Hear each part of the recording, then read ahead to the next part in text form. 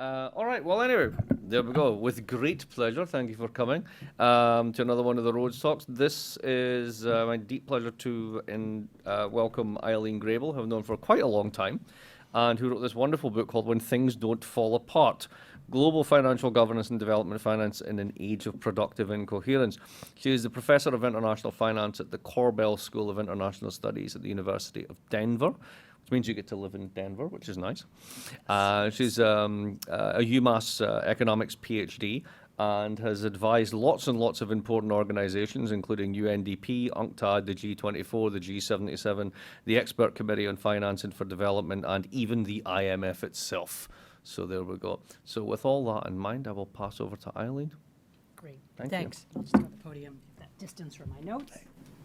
Thanks, everyone, for coming. Appreciate it. It's an honor to be hosted by the new Rhodes Center. Thanks to my old friend Mark Blythe for hosting me and for his input on the book, which included embarrassing me out of a very boringly standard book title and giving me one that sounds kind of interesting and makes me seem literary. I also want to thank Ellen White for logistical support that got me out of Providence last year when I came to give this talk in March, but encountered a nor'easter and had to evacuate before the talk, and for Hayden Rice for this time providing me with support. Okay, so let me turn to how I came to write the book. And there may be a small lesson in my story for some graduate students. Early in the global crisis, around 2010, I started to take note of what appeared to be haphazard and inchoate changes in aspects of global financial governance, and more specifically in the institutions, norms, and practices that bear on policy space for development. As Exhibit A, it seemed to me that just a few years into the global crisis, what I was observing were what looked like surprising changes around policies that control international capital flows, what are usually called capital control policies. Capital controls, as many of you know, had fallen out of favor during the long neoliberal era. As Exhibit B, I began to observe changes in what appeared to be the IMF's relationship with its former clients, and also inconsistencies inside the IMF.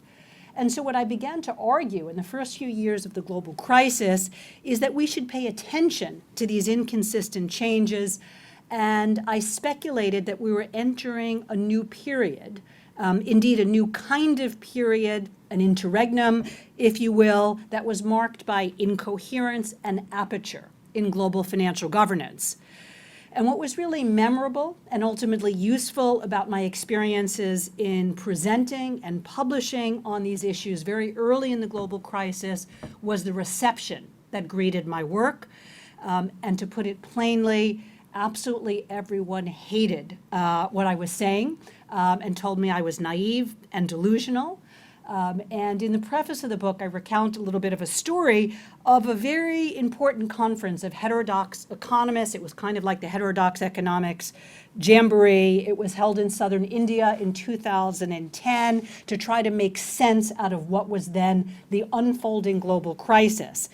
And when I presented my ideas in what was a friendly audience, I knew most of the people there, speaker after speaker got up to criticize my work, and even some graduate students at the conference piled on, which had never happened to me before. So that was interesting in terms of my ego.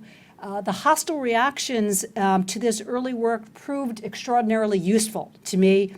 Everyone who criticized me ended up having to cite my work, and that was really helpful to my Google Scholar score, so that was a plus.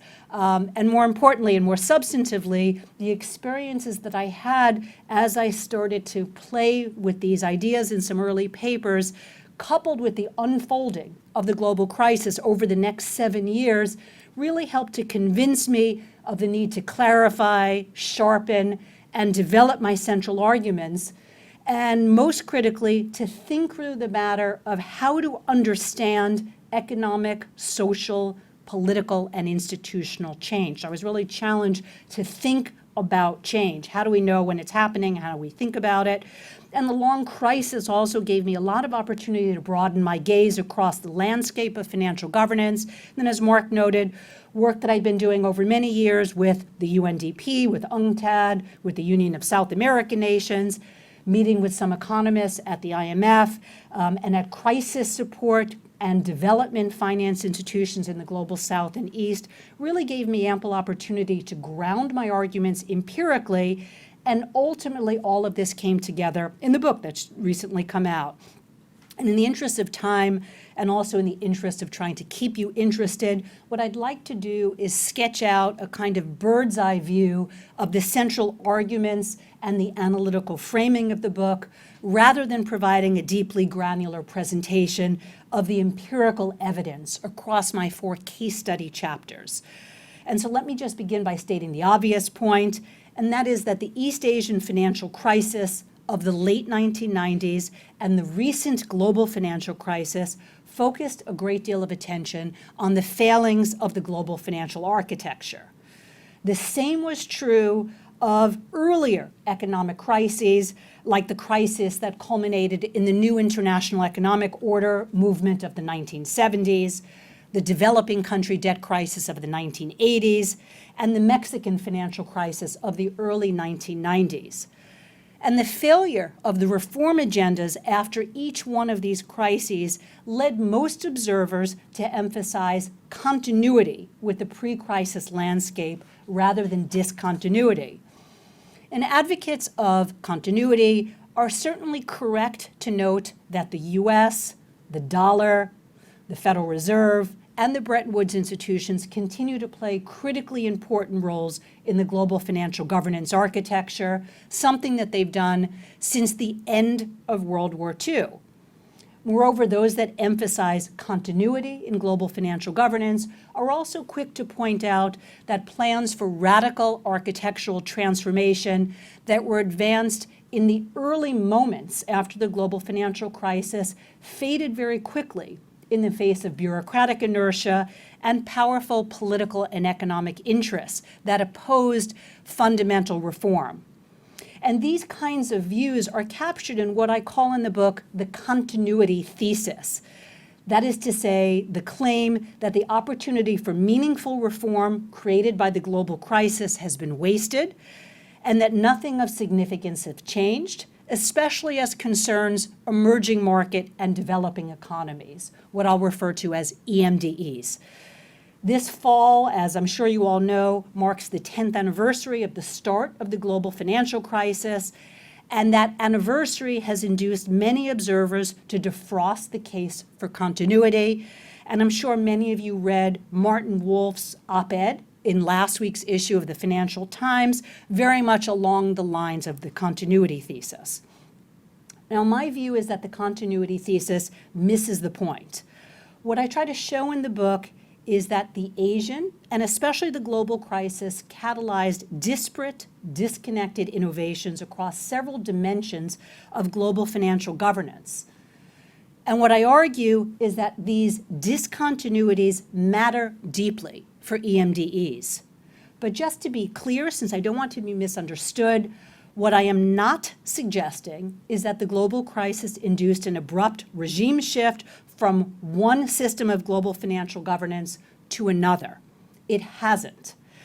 I show that continuities are as salient today as are discontinuities, but I also argue, and this is really the key point for me, that a chief problem with the continuity thesis is that it understands change as a kind of simple binary. Change in this view is either systemic, enduring, and fundamental, as is exemplified by the Bretton Woods era or by the neoliberal revolution, though I would just note here parenthetically that even those revolutions, that is the Bretton Woods revolution, the neoliberal revolution, are less neat than most paradigmatic accounts of these transformations actually suggest, but nevertheless, they constitute what we have in mind when we think of as fundamental wall-to-wall change. At the other end of the change binary is the view that anything less than sharp, unambiguous discontinuity should be dismissed on grounds that it's trivial, local, ameliorative, or fleeting. And I think central to this unhelpful change binary is the notion of regime displacement as the only meaningful and consequential form of change. And so my chief goal in the book is to defend what I call the productive incoherence thesis. What I maintain is that emergent incoherence in the global financial governance architecture is to be understood in significant measure as a good thing because it's productive of development and financial stability. Emergent incoherence holds significant, promising, and generally overlooked opportunities for EMDEs, opportunities that were not available in the streamlined, or if you will, coherent financial governance environment of the last many decades. The changes that we confront today appear to be and are inconsistent, contradictory, uncoordinated, fragmented, messy, and evolutionary. It's in this sense that global financial governance today, taken as a whole, is, in my view, incoherent. An unruly, muscular kind of pragmatism has broken out in institutional design, governance, and policymaking. And I think the result so far has been the emergence of an increasingly dense or pluripolar set of fledgling institutions of financial governance and a diversity of institutional and policy practices. And so pluripolarity, as I use the term, refers to increasing diversity, heterogeneity, and inconsistency within the landscape of global financial governance. Now, I advance three principal claims in the book. The first is a positive claim. The positive claim is that the Asian and especially the global financial crisis occasioned meaningful, though ad hoc, partial, and experimental discontinuities in several dimensions of global financial governance that are of particular salience to EMDE. So that's the positive claim. However, I would note that the empirical story is not one of wall-to-wall change. There are also continuities. The second claim that I make is normative and controversial, and that is that emergent incoherence is on balance productive rather than debilitating. This is because in the absence of an overarching, coherent model of financial governance, EMDEs today are experiencing expansion in the room to experiment with new institutional forms and practices. And especially in comparison with the stultifying coherence of the neoliberal era, EMDEs today are enjoying a degree of autonomy to innovate in ways that enhance financial stability, financial resilience, financial inclusion, and learning. Things are different today, and the difference matters, especially from the perspective of EMDEs. The third claim that I make in the book is that emergent productive incoherence can be understood most fully within what I call a Hirschmanian mindset, by which I mean an understanding of social and regime change that is informed by Albert Hirschman's key theoretical and epistemic commitments.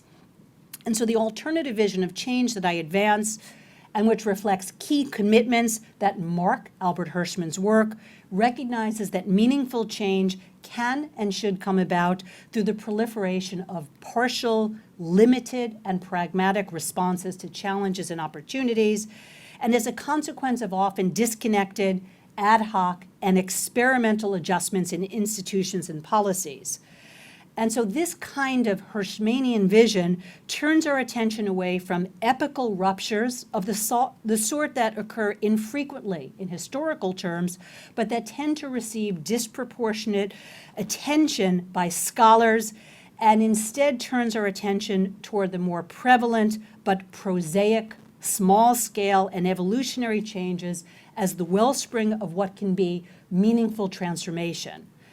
And just parenthetically, for colleagues that are here from political science, I note that this Hirschmanian conception of change resonates with contemporary constructivist accounts that focus on bricolage and messy processes of layering, and also with Mahoney and Thalen's historical institutional account of evolutionary change.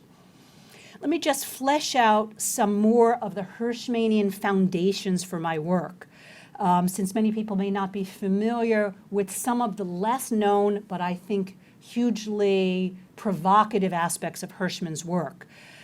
In the Hirschmanian view, development is to be recognized as a series of transformations, each of which amounts to a social experiment that permits learning from error and success, and learning by doing, and learning from others. And central to this experimental conception of development as a process of social learning is Hirschman's emphasis on the centrality of parallel experimentation and what Charles Lindblom called muddling through. Critically important as well is the importance of providential problem solving in response to new obstacles or to previously unforeseen or underestimated challenges. This was what Hirschman called the hiding hand. Central to the idea of the hiding hand is Hirschman's view that uncertainty, ignorance, and error can be the driver of productive action by policy entrepreneurs who are pressed to develop pragmatic responses to evolving challenges. Think, for an instance, of the policy groping that is now underway in some quarters around the world in response to President Trump. There's no standard playbook here. To the extent that this is happening in some national context, each country is grasping for viable responses to Trump. The Hirschmanian expectation is that some of these experiments will generate new capacities. I'll return to Trump in a little bit. Getting back to Hirschman, central to Hirschman's understanding of development as a process of social learning and experimentation is his rejection of the omniscient pretension that often leads social scientists to pre-narrate the future so as to prematurely judge the outcome of interventions, and relatedly to parse changes ex ante as either being what he called fundamental or superficial. In Hirschman's view, even experimental failures can leave in their wake vital knowledge, linkages, and what he termed side effects that may be available for and may enable subsequent endeavors. Now, other aspects of Hirschman's work that are particularly pregnant for insights from my own work included his commitment to what he called possibilism. Hirschman's possibilism entails the idea that small-scale, messy, disparate innovations reveal what could be and what reforms might be available. And central to Hirschman's idea of possibilism is his humility and his epistemic commitment to fundamental uncertainty and to his recognition, along with Hayek and Popper, of the limits of intelligibility of our complex world. Now, Hirschman counterposed the idea of possibilism with what he called the predominant feudalism in the social sciences and especially in development economics. The idea of feudalism is that it refers to the view that initiatives that are not entirely consistent with the precepts of received grand theories and isms are bound to failure. Hirschman saw epistemic arrogance as valorizing hubristic thinking that tended to elevate grand projects of social engineering and legitimizing efforts by social scientists to prejudge the outcomes of proposed interventions. Now, related to Hirschman's discomfort with what Nassim Taleb calls the fiction of expert control is his conception of the importance of the constitutive power of rhetoric that social scientists use when they are selling policy agendas, dismissing agendas, and prejudging the outcomes of innovations or experiments. I don't think there's any need for me to elaborate on what's arguably Hirschman's best-known work on exit, voice, and loyalty, since its salience to some of the empirical developments that I'll highlight shortly, I think will be obvious. Now, hopefully by now I've sketched out the broad parameters of my rejection of the binary of continuity versus discontinuity, and my argument about productive incoherence sufficiently clearly that I can fulfill a sad long-term goal of giving a talk where I use the words thesis, antithesis, and synthesis. Continuity is the thesis, radical discontinuity is the antithesis, and productive incoherence and pluripolarity are the synthesis. More seriously, following examination of what I see as the most salient aspects of Hirschman's work for my own project, I consider in the book the contradictory effects of the East Asian financial crisis of the late 1990s, which I argue laid the groundwork for the developments during and following the global financial crisis. And then in the book's 4 empirical chapters, what I do is examine areas of financial governance across which we find continuities, discontinuities, and in some cases what I term ambiguities. And I'll just now highlight some of my empirical claims. First, I examine transnational financial governance networks, specifically the expansion of the Leaders Group of 8 into the Group of 20 in 2008, the broadening of the Finance Ministers and Central Bankers Network, and the expansion and membership and mandate of the Financial Stability Board, which is another financial governance network. Now, all of these networks now include a number of EMDE officials. It's certainly incontrovertible that the G20 and the FSB have been unimaginative, timid, and lack enforcement capacity, though they're somewhat more inclusive of EMDEs than were their predecessors.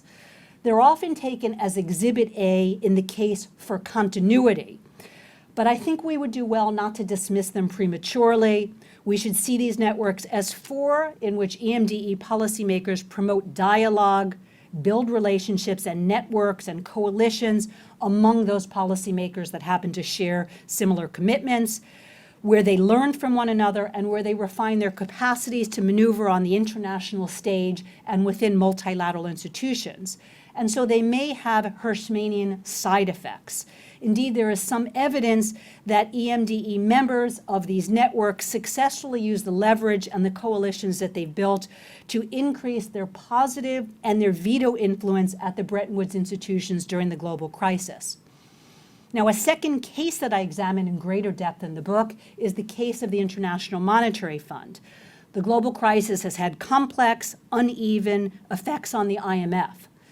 In terms of continuity, the crisis restored the IMF's coffers and its central role in crisis management. The IMF's assistance packages to countries in distress followed the well-rehearsed pro-cyclical script, as we saw even as recently as Argentina's deal with the IMF last month. It is also the case in terms of continuity at the IMF that EMDE secured only very modest voting share increases, and the US and Europe continue to exercise disproportionate influence at the institution. Just for example, the US and Europe were able to sustain the post-war gentleman's agreement on leadership selection at the Bretton Woods institutions, and they granted exceptional access and systemic risk exemptions to European countries, while the US Congress was also able to stall extremely modest voting share realignments for 5 years. And so that's the continuity that we see at the IMF. But there were also discontinuities at the IMF that are equally notable during the global crisis.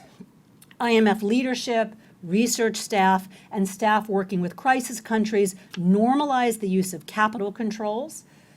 EMDEs twice took the unprecedented step of lending to the IMF rather than borrowing from the IMF. That happened in 2009 and again in 2012. The IMF's client base largely shifted to the European periphery and away from EMDEs. And there was evidence of tension between the IMF and Eurozone authorities on debt sustainability in Greece, on the decision to grant exceptional access in the larger Eurozone loan packages.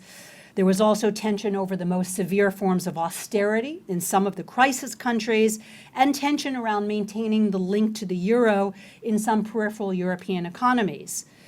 In addition, the global crisis opened channels for several countries, particularly China, to increase its informal influence at the institution. Notably, the crisis seems to have ushered in what appears to be a new norm at the IMF, in which a succession of People's Bank of China officials are appointed to the number 2 post at the IMF. And Trump's Treasury team, including its appointments to the IMF, are marked, of course, by the administration's signature hostility to multilateralism. And this is introducing yet another discontinuity in the form of reduced U.S. engagement with and influence at the Bretton Woods institutions. We also find increasing inconsistency between the rhetoric coming from the IMF, its research, and its practice. And I call these gaps between IMF rhetoric, research, and practice ambiguities. And I explore in some depth in the IMF chapter areas of ambiguity. Just for example, there were ambiguities in the realm of the IMF's work in connection with inequality and in the realm of its work on front-loaded fiscal consolidation. And in my view, the gap between rhetoric, research, and practice reflects something deeper than public relations efforts, though certainly that's part of the story. Kate Weaver refers to this as organized hypocrisy in her work on the World Bank, but I think it also reflects something else, and that is the increasing contestation and confusion within the IMF, and that's part of the story of the ambiguities that are emerging. A third area that I explore empirically is productive incoherence that's evidenced in the willingness and the ability of EMDEs to undertake ad hoc, uncoordinated intervention in development banks, which are institutions that provide long-term loans for infrastructure and other large projects, and also those institutions that disperse crisis support. Earlier today, Bill Kring, a PhD candidate here, made an excellent presentation about some of these institutions. What I'll just note for those of you that weren't here is that development finance and counter-cyclical support, that is crisis support, have traditionally been the respective domains of the World Bank and the IMF. The global crisis motivated EMDE policymakers to build out institutions whose existence predates the global crisis. In these older institutions, we find expansion in the scale of activity and the geographic reach, and the introduction of novel mechanisms at these older institutions. And examples of these older institutions whose existence predates the global crisis include the Latin American Reserve Fund, the Arab Monetary Fund, the Chiang Mai initiative of the ASEAN plus 3 countries, that is Southeast Asian countries, and all but the latter of these institutions have actually dispersed funds. Older development banks have also expanded their roles and their capacities during the crisis, while some took on a new hybridized role of dispersing crisis support. Examples include Brazil's National Bank of Economic and Social Development, the Development Bank of Latin America, the Export-Import Bank of China, and the China Development Bank.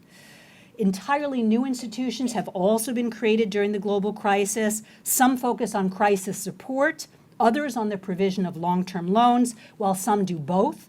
Examples include the Eurasian Fund for Stabilization and Development, which is an initiative of the Eurasian Economic Community. There's also the Contingent Reserve Arrangement and the New Development Bank of the BRICS countries, the China-led Asian Infrastructure Investment Bank, and at least 13 funds that China has created, which together with other Chinese-led institutions support China's Belt and Road Initiative. Now, many of these institutions that I've mentioned have signed cooperation agreements with one another, and the response of the Bretton Woods institutions, that is, of the IMF and the World Bank, is really notable. In contrast to its opposition to the Asian Monetary Fund proposal, which was advanced during the East Asian crisis, the IMF has this time encouraged the expansion of and the connections among these institutions. Indeed, and in a further contrast with the past, the IMF and the World Bank are now exploring strategies for cooperation with EMDE institutions, and the IMF is considering a new instrument to be used for the purposes of coordination. And I'll be talking with some IMF officials in November about that. The last empirical case in the book concerns what has been happening around the matter of capital controls, where we also see productive incoherence. changes in ideas and practices around capital controls began to emerge unevenly and tentatively in the 1990s, that is after the East Asian crisis, but then deepened and become much more consistent during the global crisis. Capital controls have in fact been rebranded as a legitimate policy tool even by the credit rating agencies, my neoclassical colleagues in economics, and by the IMF, which has actually prescribed capital controls to some borrowing and non-borrowing countries during the global crisis. And neoclassical economists have really followed the lead of IMF researchers, and they've domesticated the idea of capital controls by now referring to them not as capital controls, but by using this new technocratic label of capital flow management techniques, and referring to them as a legitimate part of the policy toolbook. And notably, this rebranding extends not just to controls on capital inflows, but also to controls on capital outflows, which I think is particularly important because outflow controls have very long been demonized to a much greater extent as an abrogation of the rights of investors than has been the case with inflow controls. And so this is something I also explore in the book. Turning back to more general themes and to some of my punchlines, stepping away from the empirics, what I would say is that the institutional aperture, the innovations, and the changes that I examine in the book may not persuade those who are committed to dramatic narratives of systemic change. I think that's unfortunate. From my perspective, the recent crises might be understood as crucial turning points in a contested, uneven, long-term process of pragmatic adjustment in global financial governance. And I think we could recognize the crisis and the post-crisis period as an extraordinary moment of institutional and ideational innovation that contributes to a new degree of complexity and autonomy in financial governance in EMDEs. And so many of the innovations that I examine in the book might come across as prosaic and even trivial, but I think that's the central Hirschmanian point, that the small, the disparate, the seemingly trivial, the experimental, these must not be discounted because they don't amount to much, because they're not the embodiment of some overarching plan, because they're not immediately scalable, or because they're paltry when compared to the magnitudes of the problems facing EMDEs. And I think in this perspective, the absence of a new ism to replace neoliberalism is in fact a vitally important virtue that expands the terrain of policy and institutional innovation. And I just want to reemphasize that the discontinuities that I've mentioned don't displace neoliberalism. They don't displace the power of the global financial community. They don't displace the Bretton Woods institutions or the US or the dollar. But they do amount to something. The something is the evolution of a system of financial governance that encompasses both neoliberal and non-neoliberal features, that bears heavily on the geographic reach, the influence and the internal governance of key actors, and that's generating opportunities for forum shopping that could be of particular benefit to smaller countries that traditionally enjoy the fewest options to secure finance from external actors, while also facing the greatest constraints on their policy space. The new opportunities as well increase the availability of long-term loans and crisis support in ways that fill gaps in the global financial architecture that have not been met by the Bretton Woods institutions. And finally, the unfolding architectural innovations are complicating the terrain on which the Bretton Woods institutions operate through the emergence of what Roy Culpeper has called competitive pluralism, while also placing the Bretton Woods institutions under pressure to reform their internal governance and practices in ways that speak to long-held concerns by EMDEs. I'll also note that the increasingly dense financial landscape of EMDEs holds the potential to increase robustness of the global financial architecture, so that a collection of institutions that enjoy some degree of autonomy from each other may be able to dampen crisis contagion across countries. Moreover, each crisis might allow for learning that induces new innovations that are better able to prevent and limit the scope of future crises. I think increased architectural density also has the potential to yield what I call productive redundancy that can increase opportunities to finance development, reduce instability, and contain and ameliorate crisis. That's the upside of my story, and I claim that the upside is substantial.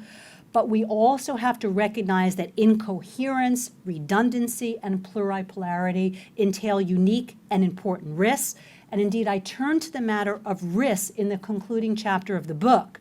In my view, there are 3 types of risks associated with incoherence. These are what I call innocent spillovers, beggar thy neighbor strategies, and systemic risk. Innocent but damaging spillovers onto other economies may be associated with experimentation and pragmatic adjustment to challenges and risks. There may also be risks associated with explicit beggar thy neighbor policies in which one country engages in competitive innovations that are designed or likely to monopolize benefits while offloading risks and harms onto others. And systemic risk may emanate from the disconnected decisions of private and public actors. And certainly we have to acknowledge that it's possible that institutions may work at cross purposes, especially during crisis moments, and that can undermine each other's efforts and impose cross-border spillovers that disrupt each other's economies. Destabilization may deepen when there are uncertainties about where crisis responsibility lies during a crisis. And similarly, uncertainties and conflict around the rules of engagement among institutions and leadership can deepen instability during a crisis, and certainly the case of the Eurozone amply demonstrates this issue. Similarly, uncertainties and conflict around rules of engagement and leadership can induce blame shifting at precisely those moments when cooperation is most badly needed. Experience, I think, in this regard surely drives the IMF's recent engagement with EMDE institutions and its efforts to negotiate rules of engagement with them prior to and outside of a crisis context. Now, none of the risks that I've just mentioned are unique to the emerging Hirschmanian world, but neither are they resolved by it. And indeed, as they used to say in an old commercial, wait, there's more.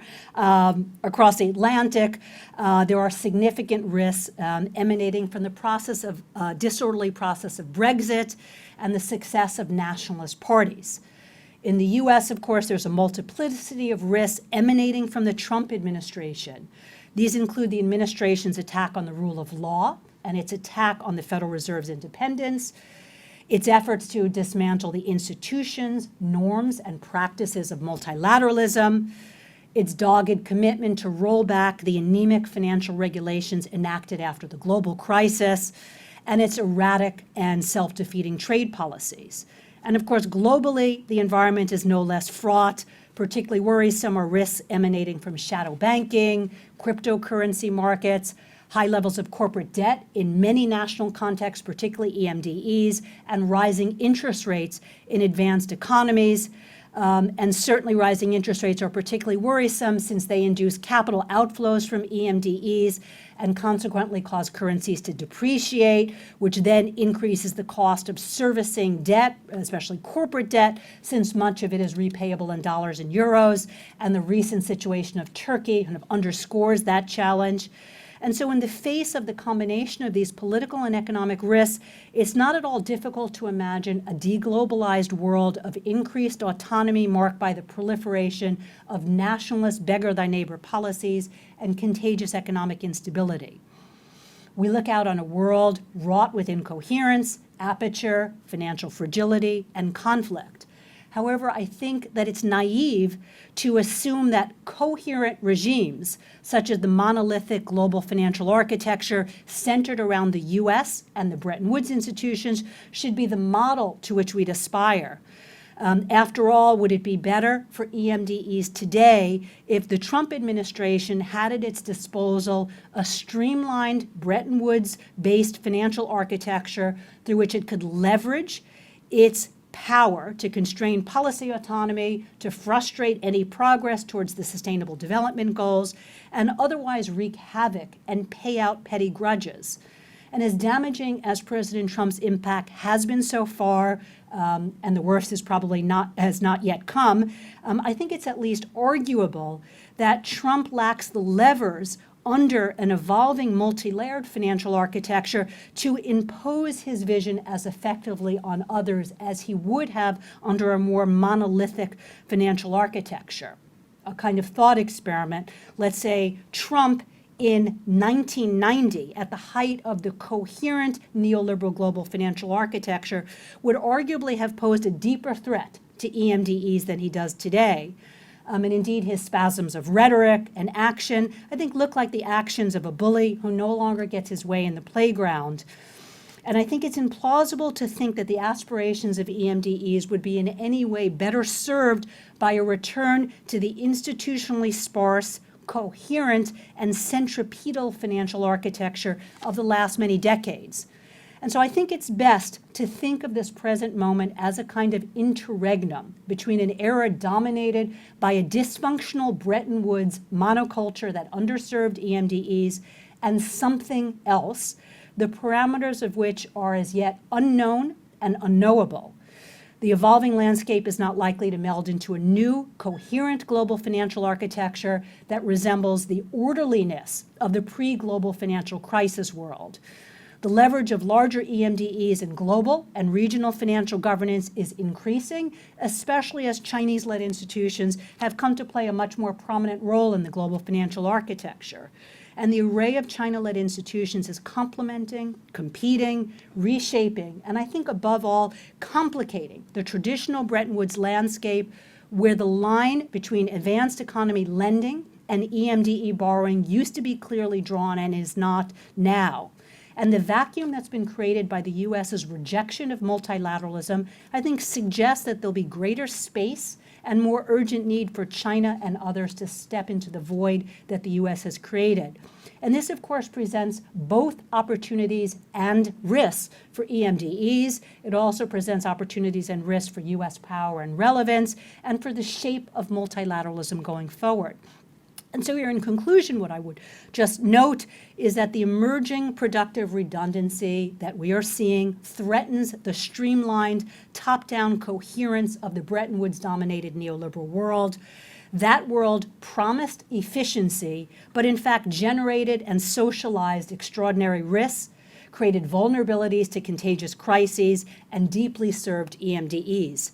Redundancy and networks of cooperation among EMDE institutions and between them and the Bretton Woods institutions may increase financial resilience by increasing the size and range of crisis support opportunities while providing new avenues to secure finance for infrastructure and other necessary projects and to make some progress towards some of the SDGs.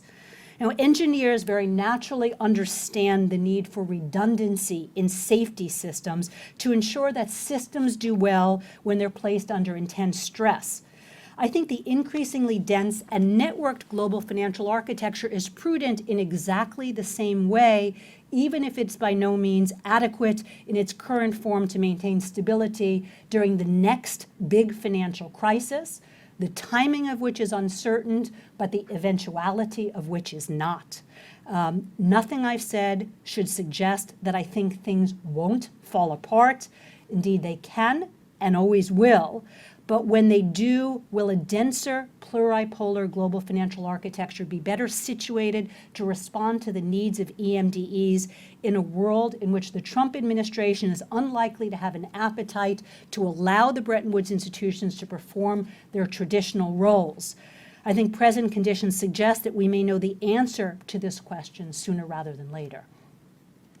Thank you all. Go on. I'll sit down. Yes, take some comments, questions. Exactly. So let's have a chat. Who wants to open up?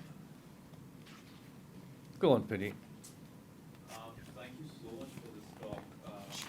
I like it because I always find writing, for someone to write a book on a process that's still ongoing is one of the most difficult tasks. So I think, as you said, it's an interregnum. So write something so clearly and give it in this form is terrific.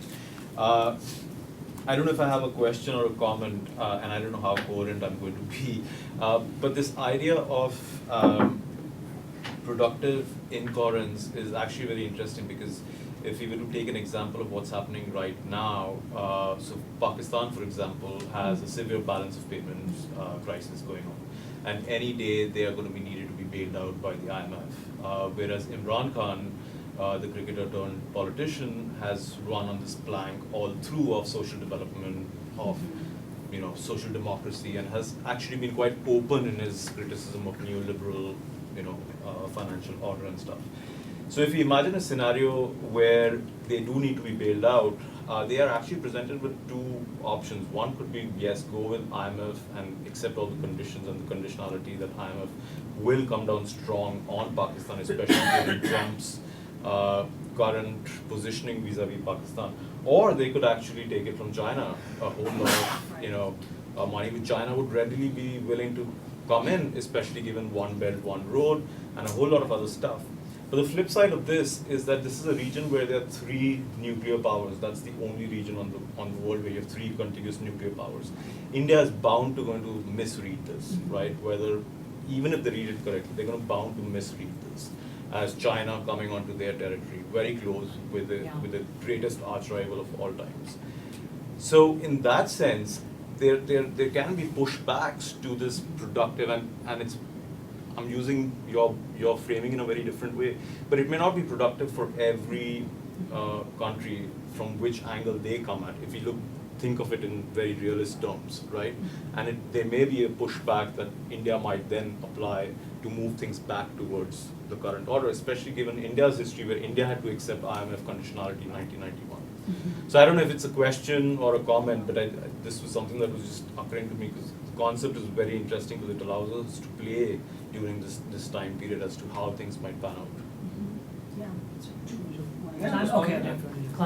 Collect them up. Yeah, those are really interesting observations, and I think highly relevant at the present time. And it will be important. Oh, thank you. It will be important to see, yes, if Pakistan does in fact need an assistance package, which I agree with you. The signs suggest that that's likely to be the case. How that actually plays out, if it goes to the IMF, does the Trump administration's executive director, right, which still exercises in terms of voting shares, disproportionate influence at the IMF, say no to Pakistan despite the kind of nuclear threat? Can they be that irrational? And if that's the case, what happens then? Does China step into the void? Yes, as you say, because of the One Belt, One Road initiative. Are there other ways of providing finance to a country as large as Pakistan, not through the IMF? And will China actually take that on? Particularly, I'd say what makes that a little bit of a question in terms of China is there's been all of this work done lately indicating that China has started to make some really bad loans through One Belt, One Road. There's some over-lending that's happening, and that Chinese officials may have to kind of pull back from some of the commitments that they've made through the Belt and Road initiative. And will a possible crisis in Pakistan happen at the same time when Chinese officials are having to really take a look at the portfolio that they've developed under the OBEOR initiative, which may then force the IMF's hand? Can other countries like Qatar has just, started to sign some bilateral swap arrangements, probably not sufficient to address the situation in Pakistan, but it's possible that what we could see is a kind of patchwork of financial support to Pakistan, some through the IMF, some through China, some through oil exporting countries that sign bilateral swap arrangements with China. It's hard to say, and I think that is part of the messiness and the uncertainty of the architecture. And you're right, I think, about your broader point. Can incoherence also be destructive, not just productive? And I know Mark and I were chatting about that this morning as well. And I would readily acknowledge, yes, and we could see some of the destructive aspects. I know I was emphasizing in my framing of the book, using the organizing concept of productive incoherence, obviously suggest a positive inclination toward incoherence, but that is not at all to suggest that there aren't destructive aspects. When we think about the rise of illiberalism around the world, we might think of that as a destructive outcome of the incoherence that we're seeing. And so I think you have really good points. Bill? You raise a great point with Pakistan. because the last package they got was around $6 billion, the 2013 package. And Pompeo said yesterday that the U.S. would not block Pakistan going to the IMF. But the IMF, it seems, was only prepared to offer 7 or 8 billion, and Pakistan needs much more and is requesting 13 billion. So it would be interesting to see, is it some kind of a patchwork? And from a great power politics perspective, if China steps up with part of the funding and the IMF is only putting $7 or $8 billion on the table, how would that actually happen in practice, right? You have multiple stakeholders at the table, but is that something Pompeo says, oh, we wouldn't block an IMF package? Sure, but would you block an IMF package if it's being supplemented by the Chinese? And that's a key question. Sure, sure. Yeah. So just to build on that before letting this one go, so let's think about Pakistan. So Pakistan's major problem, amongst its many major problems, is that its tax take is about 2 to 5% of GDP. It just doesn't raise any taxes. So then it issues debt instruments, and then it goes bust. Like, this is not a surprise, right? So why would you care about Pakistan? Because it's strategically important. But then you have an American administration, which is basically, we don't like you anymore. Now, what do you do with that once you've let that out of the bag is a different question, but we don't like you anymore. And then you've got China on the other side, and China's discovering that you can have a giant stack of T-bills that you want to convert into assets, and you can make just as bad banking and investment decisions as everyone else. And they've already made a few of those. The port in Djibouti, the Sri Lanka port, for example, that they basically took stewardship of because the loan payments weren't coming back. So you've got these very traditional concerns of international finance. The credibility of the lender, the credit worthiness of the borrower, right? How much of that gets changed because the system has changed as you described it?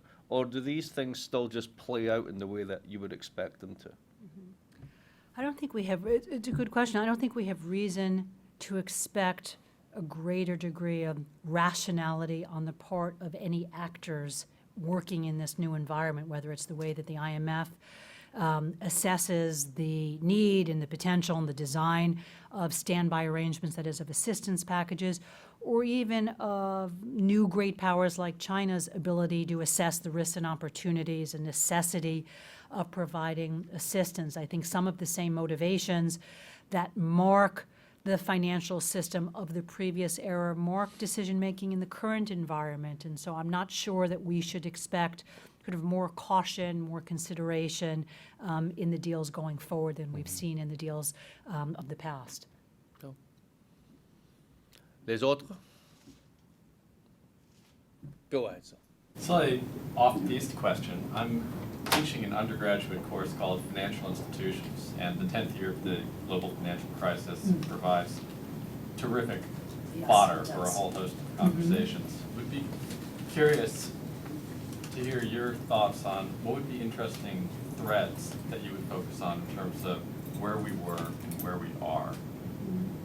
It's a good question. I'm teaching international monetary relations this quarter, and yeah, the timing feels great in that sense with this 10th anniversary. I think, looking at the issue of whether there were any lessons learned from the crisis. What were the lessons learned? What were the lessons not learned? Obviously, for me, I'm interested where have there been institutional and ideational changes as a consequence of the crisis? How has the economics profession changed the way it thinks about things as a consequence of the crisis? How has the crisis created space for new actors? And does it matter that there are new actors? I mean, these are some of the themes that are interesting and important to me, and certainly seem to be the theme of, what appears to be a new cottage industry of writing and speaking about what have we learned on this occasion of the 10th anniversary of the crisis. I know I'm contributed to a special issue of Current History, which is, it's kind of a scholarly magazine hybrid journal, and it's got a collection coming out, I think, next month on the anniversary of the global crisis. This week, or was it last week's issue of The Economist magazine, as that great set of articles on the 10th anniversary of the crisis. There's lots of stuff to be read by students that I think is really engaging, like showing them The Big Short in class and talking about what can be learned from The Big Short about whether derivatives are really a good idea or not, and what do we learn about the subprime market. I think it's a great time to be getting students to talk about what can be learned, and I'd say particularly as the Trump administration is dismantling, as I noted in my remarks, the tepid regulations, almost inconsequential regulations that were put in place after the global crisis, but nevertheless, it's eliminating those and other financial regulations, talking with students about what does that mean for the emergence of systemic risk. It surely makes the system even riskier at the present time, and in an overall environment of political and economic volatility and insanity on the part of many key governments, that makes the whole system much more like a tinderbox that's ready to explode, and I think that would be worth talking about. Thank you for that. Oh, sure. And happy we can exchange emails, and I'm happy to share with you some of the readings that I put together even for my own grad class this term, where we're looking at this 10th anniversary issue. That'd be We great. can trade some The stuff. idea of the evolution of institutions and response, and in particular the Fed, and this move towards transparency, and then the debate we're having around central bank independence is Yeah. also something I'm trying to weave in. But all Yeah. of those thoughts are terrific. Thank you. Yeah, and just along those lines, just one other tiny add-on. This issue of unconventional monetary policies may be something that would be fun to talk about with students, that what central bankers think of as the appropriate set of tools for monetary policy, which now include capital controls and targeting financial instability, but targeting other so-called real factors like GDP growth. There has been a shift in the paradigm that central bankers are using during the global crisis and introducing students to that idea that the world of central banking has actually changed quite a bit during the crisis, and why does that matter? And is even Jerome Powell, the present chair of the U.S. Federal Reserve, is he up to the task of using this much more complicated arsenal of tools, not just inflation targeting? We're not sure about that. So I'm a policy student, and I'm really considering how maybe bilateral relations are challenging the prerogatives of the Bretton Woods institutions. So I'm thinking like the Maritime Silk Railroad, right, and China's investment in Kenya right now, and how that might change regional dynamics for Kenya, or perhaps benefiting Kenya domestically in terms of infrastructure development. And how do we contrast, the common criticism of actions on behalf of like China versus the actions of multilateral corporations in terms of their sort of taking advantage of land mortgaging on behalf of the state, which administrations in developing nations engage in to encourage development and increasing economic activity, but just end up in exploitation and resource exploitation.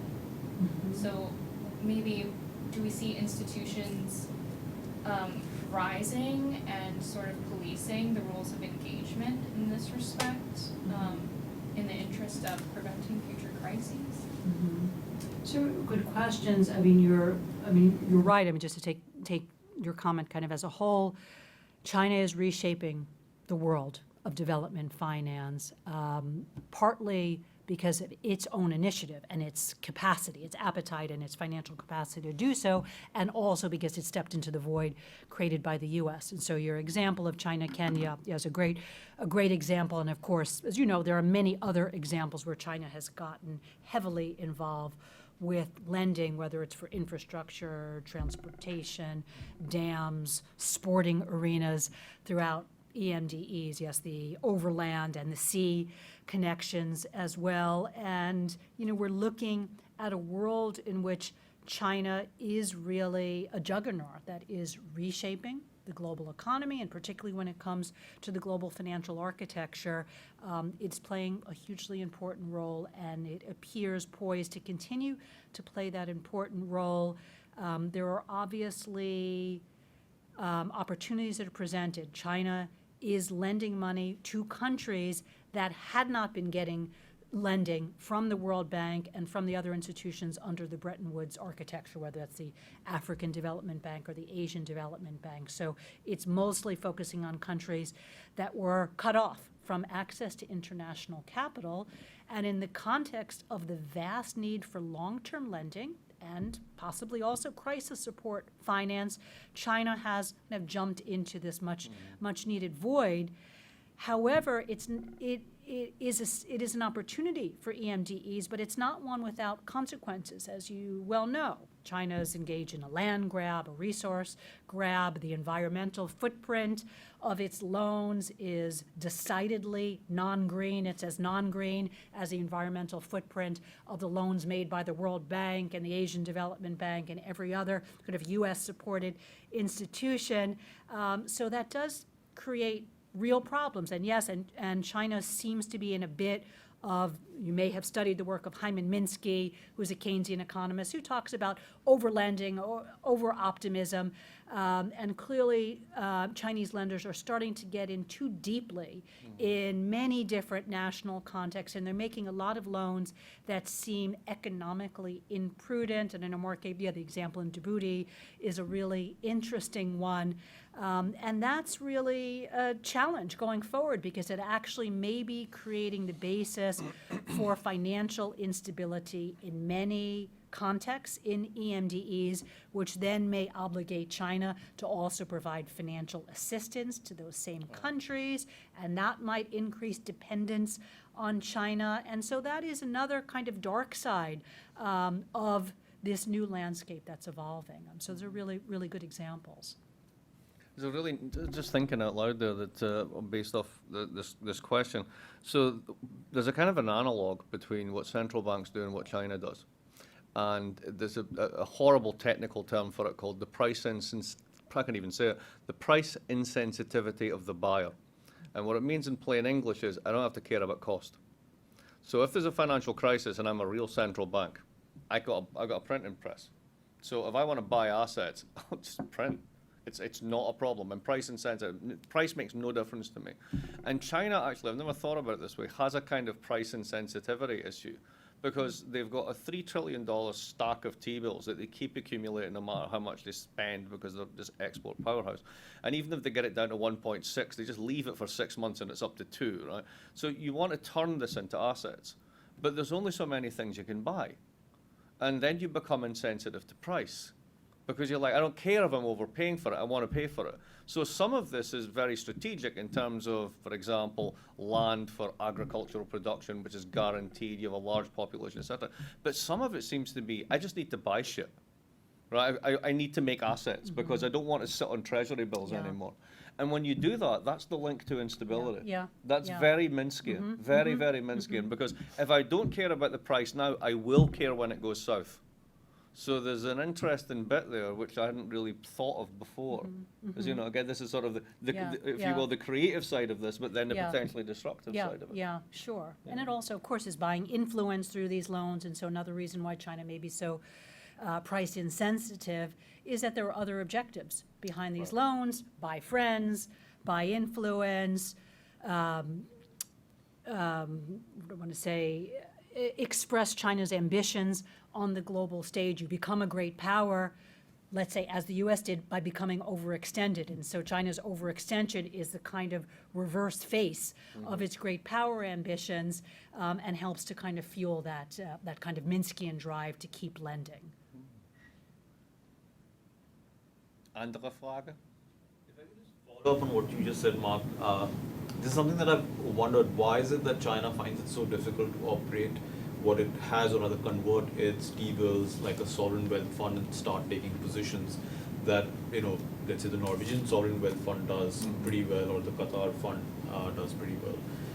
And would you not say that there is a possibility that they could do that, but they don't go crazy with it so as to then have a backlash, a Minskian backlash, as Ilene is saying? What's the reason as to why they can't do it?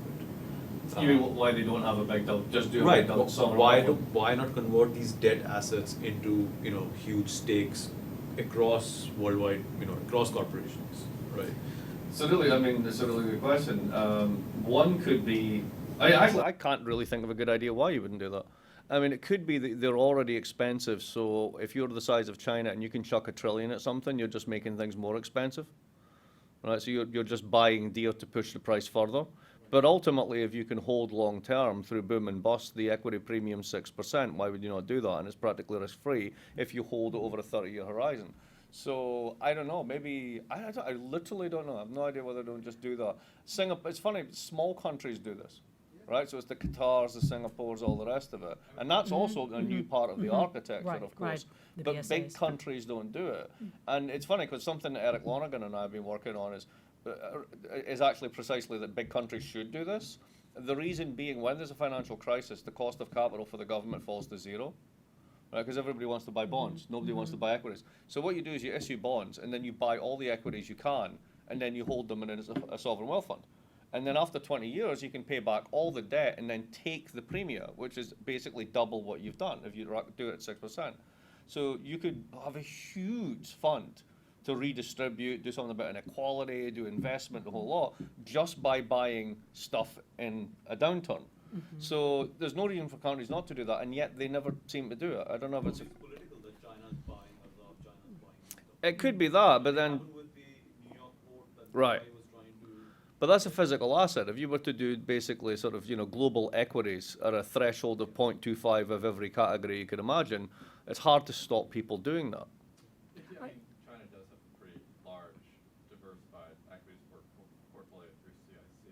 Right. Part of their strategy has been back to strategics, so basically making sure that ChemChina can go and acquire Syngenta, Right. a global leader, and that's been their capital allocation play. But it's an interesting point that they're not punching at the weight of the Norwegians. It's also just to add to that, China has the CIC, the China Investment Corporation, and a couple of other sovereign wealth funds. So it has actually cleaved off some of its official reserve portfolio to capitalize sovereign wealth funds.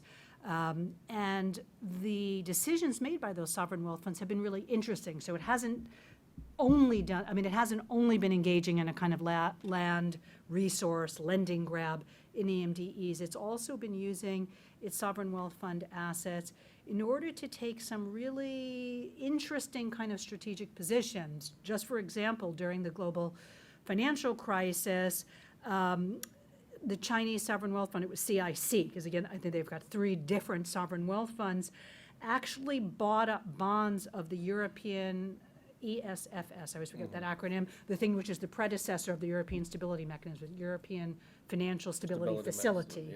Mechanism, It bought bonds of the European Financial Stability Facility. So in this sense, China used some of its sovereign wealth fund assets to bail out German and French banks.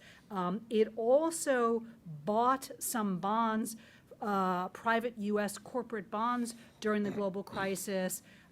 Investment banks like Goldman Sachs increased their efforts to actually get the China Investment Corporation to actually buy up some U.S. bonds. And so in that sense, also China helped to bail out some U.S. financial institutions. Sort of interesting in terms of, again, it's the projection of its power ambitions. But there may be some political limit to how much it can actually do that, even in an autocratic country.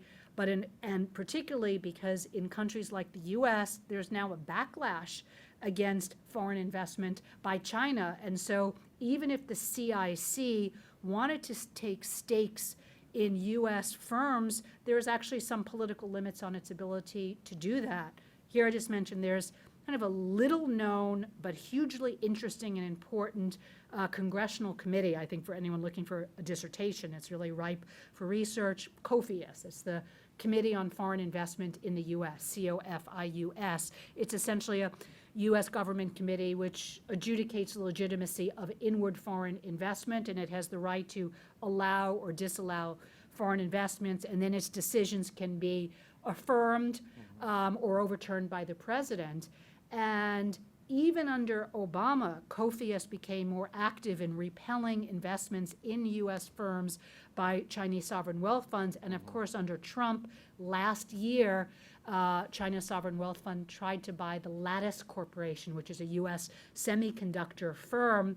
And COFIUS disallowed that investment. And one of the first things that Trump did when he came into office is affirmed that disallowance, so that money was repelled, which might be at least a little part of the story.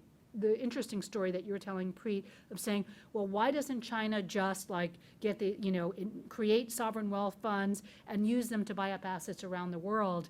I think part of the answer is struggling advanced economies during crises want Chinese investment, and that's why European policymakers courted China during the crisis. That's why Goldman Sachs courted China during the global crisis. But right now, there's a kind of wall up around the US. There may be a wall up around Europe vis-a-vis China that's going up as well. And so that may also mean that what does China do with all this liquidity? They've got to start like building ports in Djibouti and doing other things, making some crazy loans. Thoughts, comments, observations? So, in the previous discussion, you were talking about something that comes very close to the Greek meltdown in that period. And the Prime Minister of Greece complained that it was private bankers in New York who were trying to profit over the bankruptcy of Greece. Can you comment on that? I don't think that's wrong. I mean, that is to say, I don't think that that's an incorrect rendering of what happened, that private banks, not just in New York, but, French banks, German banks, profited greatly from the IMF's second standby agreement with Greece, which essentially seemed to be an agreement around transferring risk in the portfolios of French and German banks and transferring that risk to the IMF and hence to the taxpayers that finance or provide finance to those institutions. So I think that that's certainly a reasonable political economy explanation of at least part of what happened in Greece, that it was a socialization of risk. Anyone else? Then at that point, we will say, there's wine outside. Wine is good. Thank you very much. Wine is good. Thank Thank you, you all Eileen. for coming. Appreciate the feedback and the comments. Thank you.